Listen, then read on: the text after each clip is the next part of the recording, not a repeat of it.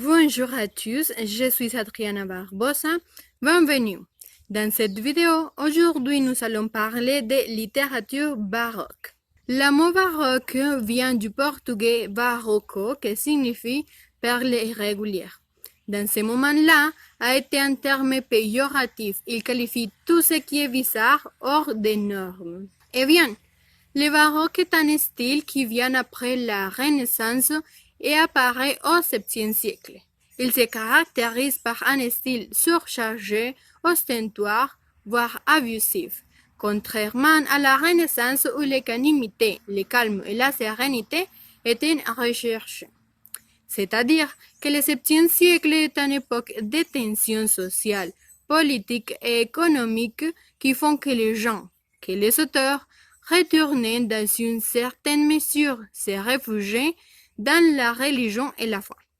Ce sont les deux seuls piliers qui peuvent les sauver de ces moments de misère, de perte, qui, comme je l'ai dit, ont caractérisé le XVIIe siècle. Voyons un peu les caractéristiques du genre littéraire baroque. La première est qu'elle est découle de la crise de la Renaissance.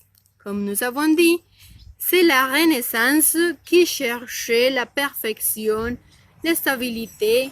C'est par cette tension sociale que le baroque contraste avec ce que la Renaissance avait promulgué. Deuxièmement, il s'agit d'un mouvement littéraire idéologique plutôt que formel. Qu'est-ce que ça veut dire?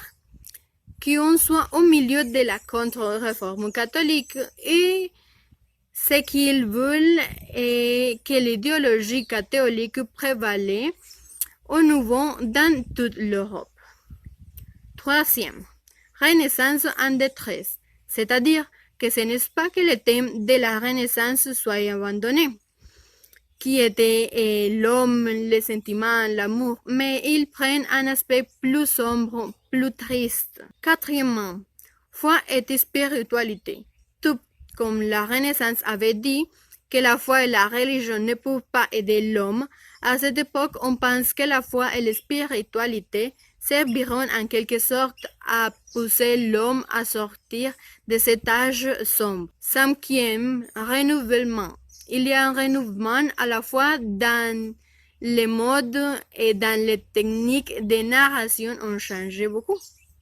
Sixièmement, calme et sérénité versus conflit. C'est ce qu'il disait à la Renaissance, la calme, la sérénité, la beauté, la paix sont importants. Or, dans le baroque, l'important ça a été les conflits, ça inspira les artistes. Septième, abus des ressources. À cette époque, dans le baroque, il y a un abus des ressources littéraires, c'est-à-dire que l'œuvre sont surchargées de ressources littéraires. Huitièmement, on est concentré sur la poésie. C'est peut-être un des genres les plus utilisés à l'époque et surtout il connaît un très fort essor, la poésie populaire.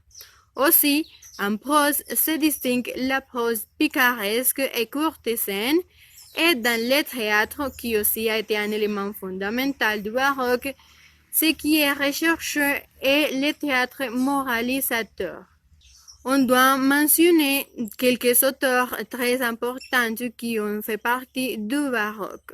Agrippa d'Aubigny, Beroald de Verges, François de Souet, Molière de Sertine, Charles Sorel, Jean Delanne, Antoine-André Marescal, Paul Scarron, Cyrano de Bergerac ou Hector Savignon.